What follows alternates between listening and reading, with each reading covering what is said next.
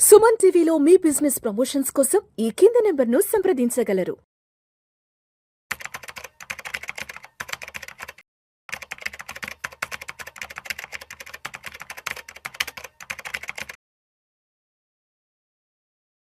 Suman TV ప్రేక్షకులకు స్వాగతం. నేను doctor Anil Kumar Bachchu, certified financial ప్లానర్ని, యాంఫీ రిజిస్టర్డ్ మ్యూచువల్ ఫండ్ డిస్ట్రిబ్యూటర్ని కూడా. ఇవాళ 13 ఆగస్ట్ 2026 గురువారం నాడు మార్కెట్లు ఎలా ఉన్నాయి అనేది ఈ వీడియోలో తెలుసుకోబోతున్నాము. ఇవాళ మార్కెట్లో జరిగిన అంశాలు ఏంటి, మార్కెట్ ఎలా ముగిసింది, ఏవే అంశాలు మార్కెట్ని ప్రభావితం చేశాయి, అలాగే రేపు మార్కెట్ ఎలా ఉండబోతోంది, ఏ థింగ్స్ని ఇన్వెస్టర్స్ ఇవాళ అనలైజ్ చేసుకోవాలి, రేపటికి ఎలా తయారవ్వాలనేది ఈ వీడియోలో పక్కా తెలుసుకుందాం. చివరి వరకు చూడండి, లాట్ ఆఫ్ ఇన్ఫర్మేషన్ కంక్లూజన్లో కూడా తెలుస్తుంది. దెన్ ఇవాళ చూసుకుంటే మాత్రం కంటిన్యూస్గా థర్డ్ డే మార్కెట్లు ఒత్తిడికి గురయ్యాయి. మూడవ రోజు కూడా నెగిటివ్, కాకపోతే పెద్ద లాసులు కాదు, బట్ మూడో రోజు కూడా లాసుల్లోనే మార్కెట్స్ ముగిశాయి. సో ప్రారంభంలో ఎక్కువ నష్టాలతో స్టార్ట్ అయ్యాయి, ఆ తర్వాత కొంచెం రికవరీ జరిగింది మధ్యాహ్నం 12-12:30 ప్రాంతంలో. బట్ ఎంత జరిగినా మళ్ళీ చివరి కూడా కొంచెం డౌనే అయ్యాయి. సో రెండు సెన్సెక్స్ కానీ నిఫ్టీ కూడా రెండు నష్టాల్లో ముగిశాయి. సో నిఫ్టీ వచ్చేసి 24,395 400 కింద 24,400 కింద ముగిసింది. అట్లాగే ఒక 10.16%, 40 పాయింట్ల నష్టము. అట్లాగే సెన్సెక్స్లో కూడా చూసుకున్నా కానీ 77,792 వద్ద ముగిసింది. సో ఇది కూడా 173 పాయింట్ల నష్టం. సో ఇది పెద్దగా కాకపోవచ్చు, బట్ కొన్ని సెక్టర్లు ఎక్కువగా నష్టపోయాయి, కొన్ని సెక్టర్లు తక్కువగా ఇంపాక్ట్ అయ్యాయి. బ్యాంక్ నిఫ్టీ కూడా బలహీనంగా ఉండింది. ఇవాళ చూసుకుంటే నియర్లీ 57,635 దగ్గర, అంటే 250 పాయింట్ల నష్టం, 0.43, అంటే నిఫ్టీ కన్నా కూడా కొంచెం హయ్యర్ లాస్ ఇండెక్స్లో జరిగింది, 0.43%. ముఖ్యమైన అబ్జర్వేషన్ చూసుకుంటే మాత్రం నిఫ్టీ ఇవాళ ఫ్లాట్ టు నెగిటివ్ ప్రారంభమైంది. ఆ తర్వాత పెద్ద క్రాష్ ఇవ్వలేదు, కానీ రికవరీ అనేది నిలబడలేదు. మధ్యాహ్నం కొంచెం రికవరీ అయింది కూడా, మళ్ళీ తర్వాత బయ్యర్స్ పూర్తిగా వెనక్కి వెళ్ళలేదు. అట్లాగే హయ్యర్ లెవెల్స్ ఎప్పుడు కనబడ్డా సెల్లింగ్ ప్రెషర్ అయితే ఇవాళ క్లియర్గా కనబడింది. సో మార్కెట్ సెంటిమెంట్ చూస్తే మాత్రం అన్సర్టెనిటీ ఉంది. సో గత సెషన్తో పోలిస్తే మాత్రం ఇవాళ బేస్ అయితే బలంగా లేకుండింది. 12 ఆగస్ట్ నిన్న 187 పాయింట్లు తగ్గింది. ఇవాళ కొంచెం తగ్గినా కానీ ఇబ్బంది మార్కెట్లో కనబడింది. దెన్ కమింగ్ టు మనం చూసుకుంటే 3 ఇంపార్టెంట్ థింగ్స్ ఎఫెక్ట్ చేసే మార్కెట్ని, అట్లాగే సెక్టర్ వైజ్ కూడా కదలికలు కూడా చూసుకుంటే కూడా మనకు కావాల్సింది చూస్తే మనం మెటల్స్ ఒకటి స్టాక్స్లో ప్రాఫిట్ బుకింగ్ అనేది కనిపించింది. అందుకే ఈ సెక్టర్ అన్నిటికన్నా అండర్ పర్ఫామ్ చేసింది, క్లోజ్ టు 1% డౌన్ అయింది ఇవాళ. క్రూడ్ కానీ, మిడిల్ ఈస్ట్ టెన్షన్స్, మళ్ళీ గ్లోబల్ కమోడిటీ యొక్క అన్సర్టెనిటీ కారణంగా సైక్లికల్ సెక్టర్ లాంటి మెటల్స్ విషయంలో మాత్రం జాగ్రత్త పెరిగింది. అంత తొందరగా అందరూ పెద్ద పొజిషన్స్ తీసుకోవడానికి కానీ వెయిట్ చేయట్లేదు. లాభాలు బుక్ చేశారు, అందుకే ఇవాళ మెటల్ సెక్టర్ క్రాష్ అయింది కొంచెం. అట్లాగే సెకండ్ ఏంటి, బలహీనంగా ఉన్న రంగాలు చూసుకుంటే oil and gas. Crude oil దగ్గర కొంచెం ఇవాళ తగ్గినా కానీ, ఒక 1% తగ్గినా కానీ, but still oil marketing companies కానీ డౌన్ స్ట్రీమ్ బిజినెసెస్ల పైన మాత్రం మార్జిన్ కన్సర్న్స్ ఇంకా కొనసాగుతున్నాయి. ఎందుకంటే $80 పైన క్రూడ్ ఇంకా రన్ అవుతూ ఉంది. అట్లాగే బ్రెంట్ కూడా ఇవాళ కొంచెం తగ్గింది, బట్ స్టిల్ ప్రెషర్ అయితే టోటల్ పోలేదు. 80 పైన ఉన్నప్పుడు ఎప్పుడు కూడా మార్జిన్స్ అనేవి ఎఫెక్ట్ అవుతాయి కంపెనీస్కి. దాని తర్వాత ఫార్మా ఇండెక్స్లో కూడా కొంచెం సెల్లింగ్ ప్రెషర్ అయితే కనబడింది ఇవాళ. ఇది డిఫెన్సివ్ సెక్టర్, వేరే సెక్టర్ పని చేయనప్పుడు ఫార్మా బాగా పనిచేస్తుంది. బట్ గ్లోబల్ సెంటిమెంట్, ఏదైతే రిస్క్ సెంటిమెంట్ మారినప్పుడు ఇన్వెస్టర్స్ మాత్రం పక్క ప్రాఫిట్ లాక్ చేస్తారు. అదే జరిగింది ఫార్మాలో. అట్లాగే ప్రైవేట్ బ్యాంక్స్ కూడా కొంచెం బ్యాంక్ నిఫ్టీ బలహీనత అనేది దీని మీద కూడా ఎఫెక్ట్ పడింది. రేటు అవుట్లుక్ ఎలా ఉంటుందో కొంచెం అన్సర్టెనిటీస్, అట్లాగే డిపాజిట్ గ్రోత్ కానీ, క్రెడిట్ కాస్ట్ కానీ, అట్లాగే వాల్యుయేషన్ కన్సర్న్స్, ఇవన్నీ కూడా ప్రైవేట్ బ్యాంకింగ్ సెక్టర్ మీద ఎక్కువగా కనబడ్డాయి when compare to PSU banks. So ఈ రకంగా ఈ టైంలో కూడా తట్టుకొని నిలబడ్డ రంగాలు చూసుకుంటే మాత్రం కంపల్సరీ మీడియా ఒకటి, ఎఫ్ఎంసీజీ ఒకటి, రియాలిటీ ఒకటి, ఐటీ కానీ, కెమికల్స్ ఇవాళ, సిమెంట్ కౌంటర్స్లో కూడా ఇవాళ పాజిటివ్గా క్లోజ్ అయ్యాయి ఇవన్నీ కూడా. ఐటీ సెక్టర్ అయితే పిక్చర్ మిక్స్డ్గా ఉంది, మనకు అర్థమవుతుంది. అమెరికా ఇన్ఫ్లేషన్ డేటా ఏదైతే అంచనాలకు అనుగుణంగా రావడంతో కొంచెం యూఎస్ ఇంట్రెస్ట్ రేట్ కన్సర్న్స్ అయితే తగ్గాయి. అంటే అక్కడ ఇన్ఫ్లేషన్ డేటా అంత పెద్ద వరీసం కాలేదు. కాకపోతే ఏఐ డిస్రప్షన్ అనేది, అట్లాగే డిస్క్రిషనరీ స్పెండింగ్ ఆన్ ఏఐ కానీ, మిగిలిన వాటిల్లో కంపెనీస్ కూడా తక్కువ చేశాయనే భయంతో గ్లోబల్ టెక్నాలజీ డిమాండ్ మాత్రం పక్కా ఇంపాక్ట్ అయింది. దానివల్లే కొన్ని ఐటీ స్టాక్స్ కూడా, టెక్నాలజీ స్టాక్స్ కూడా, ఏఐ స్టాక్స్ కూడా కొంచెం భయాలైతే వెంటాడుతున్నాయి. బట్ ఇండియాలో మాత్రం ఇవాళ డీసెంట్‌గానే ఐటీ స్టాక్స్ పర్ఫార్మ్ చేశాయి.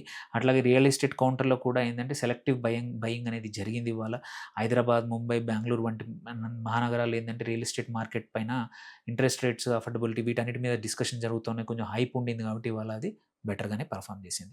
సో, స్టాక్స్ మాత్రం కంపల్సరీ ఇప్పుడు ఫోకస్‌లో ఉన్నాయి మాత్రం టాటా గ్రూప్ స్టాక్స్ అవన్నీ కూడా అండర్ ప్రెషర్ ఉండాయి ఇవాళ.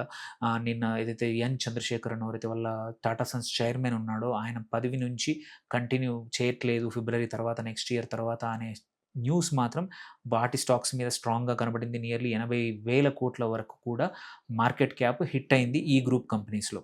దానివల్ల కూడా ఈ మార్కెట్ ఇట్లా ఉండడానికి కష్టంగా ఉంది. సో, పక్క టాటాది తొందరగా క్లియర్ కాకపోతే మాత్రం ఎఫెక్ట్ ఇంకా కొన్ని రోజులు పడొచ్చు. డీపర్‌గా ప్రెషర్ పెరగొచ్చు. మచ్ మోర్ సెల్లింగ్ జరగొచ్చు టాటా స్టాక్స్ కౌంటర్‌లో. సో, దాంతో పాటు ఇంకొకటి సెకండ్ ఇంపార్టెంట్ థింగ్ ఎఫెక్ట్ చేసింది మార్కెట్‌ని మాత్రం ఎంఎస్‌సిఐ ఏదైతే ఇండెక్స్ ఉంటుందో, ఆ ఇండెక్స్ రీషఫుల్ చేస్తా ఉన్నారు ఇండియన్ కేస్‌లో. అందులో లారస్ ల్యాబ్స్, మళ్ళీ లెన్స్కార్ట్, అదాని ఎనర్జీ అనేవి అండ్ గ్రో కూడా చేరాయి కొత్తగా. బాలకృష్ణ ఇండస్ట్రీస్, ఎస్‌బీఐ కార్డ్స్ మరి అట్లాగే ఆస్ట్రల్ అనేటివి కిందికొచ్చేసాయి. ఎంఎస్‌సిఐ నుంచి కిందికొచ్చాయి. సో, అక్కడ కంపల్సరీ సెల్లింగ్ ప్రెషర్ ఉంటుంది. వీటిల్లో బయింగ్ వల్ల కూడా ఇవాళ ఇండెక్స్ చేంజ్ వల్ల passive funds especially passive funds, ETFs, foreign institutional investors ఎవరైతే ఉన్నారో పోర్ట్‌ఫోలియోలు రీబాలన్స్ చేయాల్సొస్తుంది. అది జరిగింది. అందుకే స్టాక్స్‌లో బయింగ్ ఇంట్రెస్ట్ కానీ, కొన్ని తొలగించిన స్టాక్స్ ఏవైతే ఉన్నాయో వాటిలో సెల్లింగ్ ప్రెషర్ అయితే వస్తుంది. ఇవాళ వచ్చింది. రేపు, ఎల్లుండి కూడా కంటిన్యూ కావచ్చు. సో, అట్లని చెప్పి ఇది కంపెనీ ఫండమెంటల్స్ మారతాయని కాదు. టెంపరరీ బయింగ్, సెల్లింగ్ వల్లనే ప్రైసెస్ చేంజ్. సో, రేపు ఇన్వెస్ట్‌మెంట్ డిసిషన్స్ ఇప్పుడు నేను చెప్పిన స్టాక్స్‌లో మాత్రం ఆలోచించి తీసుకోండి. అట్లాగే బ్రాడర్ మార్కెట్ కూడా కొన్ని స్టాక్స్ మూవ్ అయ్యాయి. సో, చూసుకుంటే టాప్ గెయినర్స్‌గా చూసుకుంటే జుబిలియంట్ అగ్రీన్, అట్లాగే కన్జ్యూమర్ ప్రొడక్ట్స్‌లో ఒమాక్స్, మళ్ళీ ముంజాల్ ఆటో ఇండస్ట్రీస్ కానీ, ప్రిసిషన్ వైర్స్, సురక్ష డయాగ్నోస్టిక్స్ ఇవన్నీ కూడా ఇవాళ బాగా పర్ఫార్మ్ చేశాయి. టాన్ఫాక్ కూడా ఒకటి, టాన్ఫాక్ ఇండస్ట్రీస్, మిశ్రా ధాతుని ఎంబీఎన్ అది కూడా, మిదాని కూడా బాగా చేసింది. టాప్ లూజర్స్‌లో మాత్రం కంపల్సరీ రేథాన్ TMT, frontier springs, phase 3 and Gandhi special tubes, ఫెమ్ ఇండస్ట్రీస్ ఇవాళ కొంచెం అండర్ పర్ఫార్మ్ చేశాయి. మోస్ట్ యాక్టివ్ కౌంటర్స్ మాత్రం వోడాఫోన్ ఇండియా కానీ, అర్బన్ కంపెనీ కానీ, ఈజీ ట్రిప్ ప్లానర్స్ కానీ, జేఎస్‌డబ్ల్యూ ఎనర్జీ ఇవన్నీ కూడా ఇవాళ యాక్టివ్‌గా ఉన్నాయి. సో, టాప్ మార్కెట్‌లో ఏంటంటే బ్రాడ్ మార్కెట్‌లో గెయినర్స్, లూజర్స్‌లో కొన్ని స్మాల్ క్యాప్ కౌంటర్స్‌లలో మాత్రం లిక్విడిటీ తక్కువగా ఉంది. కొంచెం జాగ్రత్తగా చూసుకోండి. ప్రైజెస్ పెరుగుతున్నాయని స్టక్ అవ్వద్దు. అండ్ క్రూడ్ ఆయిల్ అవి చూసుకుంటే మాత్రం క్రూడ్ ఆయిల్ ఇప్పుడు చూస్తే ఇప్పుడు currently as on market close time చూసుకున్నా గానీ 80 బ్రెంట్ క్రూడ్ వచ్చేసి $87 దగ్గర ఉంది. అండ్ క్రూడ్ ఆయిల్ డబ్ల్యూటీఐ మాత్రం 81 ఇవాళ ఒక 1.7% డౌన్ ఉంది. సో, ఇది ఇలాగే కంటిన్యూ అవుతే మంచిది. బట్ ఈ $87 బ్రెంట్ క్రూడ్ అనేది ఎక్స్‌పెన్సివ్. సో, అదే మనకి కనబడతా ఉంది. భయం కనబడతా ఉంది మార్కెట్‌లో. సో, ఈ లెక్కను చూసుకుంటే మార్కెట్స్ ఇంపోర్ట్ బిల్ పెరుగుతుందనే భయము. సో, క్రూడ్ ఆయిల్ అనేది మాత్రం 87 నుంచి దగ్గరికి కిందికొస్తేనే మనకేదైనా తొందరగా మార్కెట్‌లో చేంజెస్ కనబడతాయి. గోల్డ్ విషయంలో చూసుకుంటే మాత్రం $4,400కి దిగువన వచ్చింది. కొంచెం సెల్లింగ్ ప్రెషర్ కనబడింది. ఇంటర్నేషనల్ మార్కెట్‌లో $24 పడిపోయింది. సో, ఇవాళ ఎంసీఎక్స్ గోల్డ్ కూడా చూసుకున్నా గానీ 1,53,000 రేంజ్‌లో ప్లే అవుతా ఉంది. సో, ఆ లెక్కన కొన్ని రోజుల నుంచి కన్సిస్టెంట్ బయింగ్ చూస్తుంది. ఇవాళ కొంచెం వీక్‌నెస్ కనబడతా ఉంది.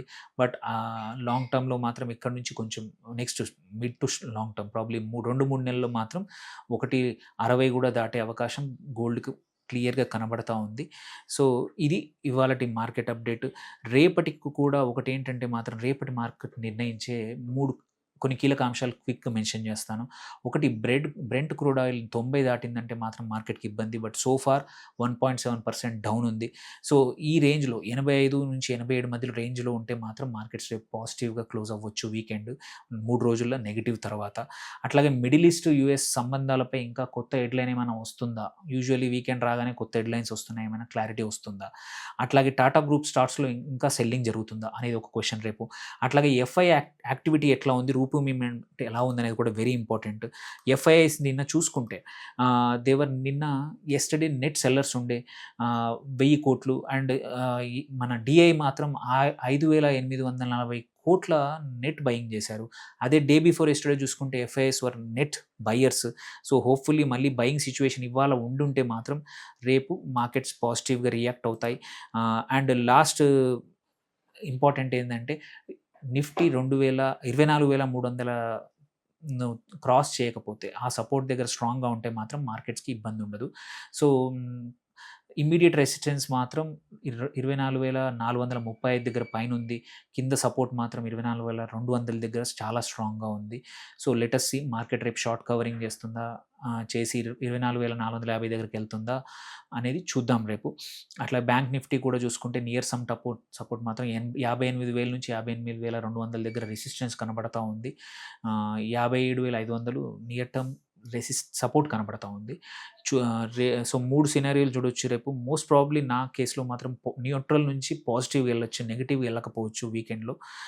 సో ఇది మొత్తంగా చూస్తే మాత్రం ఇవాళ మార్కెట్ కొంచెం ట్రెండ్ కొంచెం కాషియస్గా మైల్డ్లీ బేరిష్ ఏం లేదు, పెద్దగా ఎక్కువ లేదు, బట్ మైల్డ్లీ బేరిష్.